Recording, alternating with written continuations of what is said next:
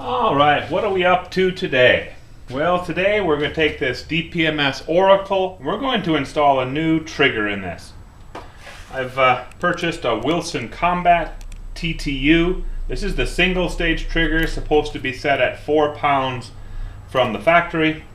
It's essentially a drop-in trigger. We're going to go ahead and install this thing, see how it goes. And before I do that, I want to test the trigger on this one. Now, I did some tests on this before. It's coming up 6.5, 6 3/4, almost 7 pound trigger pull on this. But before we start doing that, we're going to double check. We are empty. There's no mag, nothing in the chamber. I'm going to slide this to the fire position, obviously, to do this test. Set this to 0.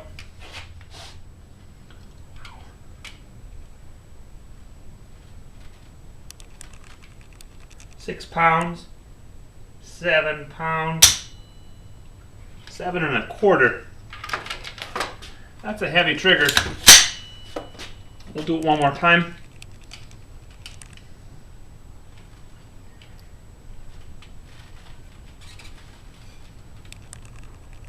And we're at 6, 7. That one came up 7 1/2. Like I said, I've done some with this. Came in 6 3/4. Pretty consistently, we can say it's about a 7 pound trigger. It's a very heavy trigger. Hard to get your best accuracy out of this thing. So we're going to install this Wilson Combat. Now, Wilson Combat themselves have a really good video right online on how to install that. So I'm not going to show how to install it. We'll talk about the installation once we get it done, and then we're going to do a trigger test with this in place and see how it goes. There we have it. Just a couple of minutes, really. What I was doing is step by step watching the video from Wilson Combat as I did each step, and I pause the video and I do this. Now, the only thing that deviates from the video and the instructions, the written instructions talk about this just a little bit, is with these DPMS Oracles or DPMS AR-15s and probably some others, to get the old trigger system out is currently blocked by the safety mechanism. So what you need to do is remove the pistol grip. I actually had to remove it all the way. And then what you're doing is you are going to rotate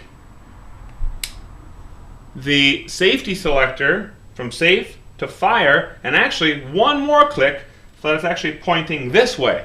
There's a flat on the inside of this safety selector mechanism. There's a flat that then allows us, once it's rotated all the way this way, allows us just to lift out the old trigger mechanism without any problems. Now, you probably remember we are at 7 pounds, average of 7 pound trigger pull. We went through the operational tests on this.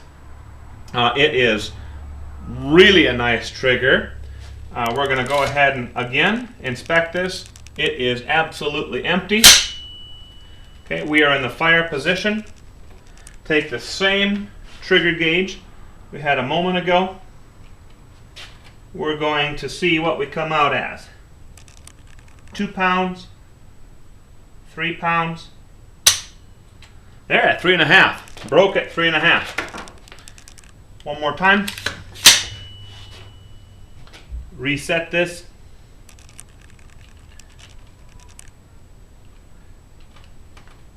There we are at 2, 3, 3 1/2.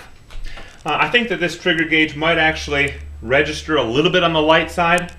So I wouldn't doubt that this might really truly be a 4 pound trigger. It's certainly no more than 4 pounds. And it's registering for me at 3 1/2 pounds, and it's consistent at 3 1/2 pounds. That's so important to being able to be accurate with a rifle. I'm going to squeeze this from the left hand position so you can see this. No take up whatsoever. Felt no take up whatsoever, and it just broke nice and crisp. Now I've released my finger from this. Watch the trigger. see that reset right there. Move forward, that was the reset. Single stage trigger. I really like single stage triggers. I use single stage Timney triggers in all of my precision rifles, and this Wilson Combat is a very, very nice replacement for this AR-15. Simple installation, I highly recommend it, and give it a thumbs up.